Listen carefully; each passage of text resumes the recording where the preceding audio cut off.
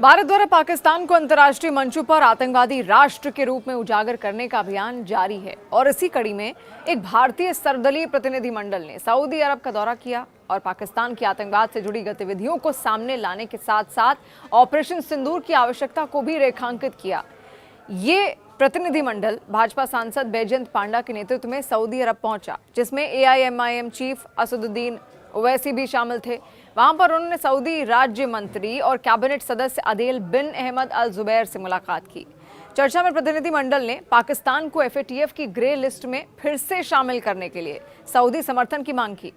अब FATF है क्या, ये आप समझिए। FATF एक अंतर सरकारी संगठन है जिसकी स्थापना 1989 में पेरिस में G7 शिखर सम्मेलन के दौरान हुई।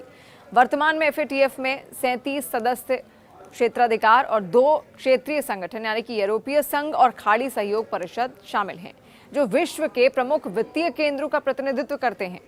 जिन देशों को आतंकवादी वित्त पोषण और मनी लॉन्ड्रिंग के लिए सुरक्षित ठिकाना माना जाता है, उन्हें FATF की ग्रे लिस्ट में शामिल किया जाता है। इस सूची को नियमित रूप से संशोधित किया जाता रहता है।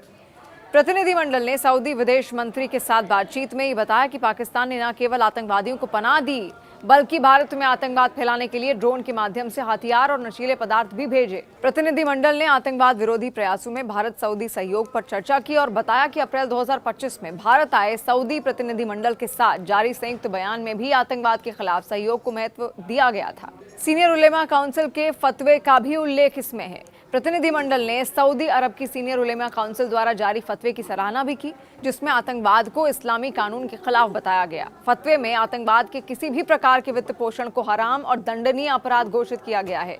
ये भारत के उस रुख का समर्थन करता है कि कोई भी धर्म निर्दोष नागरिकों के खिलाफ हिंसा को उचित नहीं ठहराता। 2008 मुंबई हमले और साजिद मीर प्रतिनिधिमंडल ने सऊदी सरकार को याद दिलाया कि उसने 2008 के मुंबई हमलों के मास्टरमाइंड अबू जुंदाल को भारत को सौंपकर आतंकवाद के खिलाफ अपनी प्रतिबद्धता दिखाई।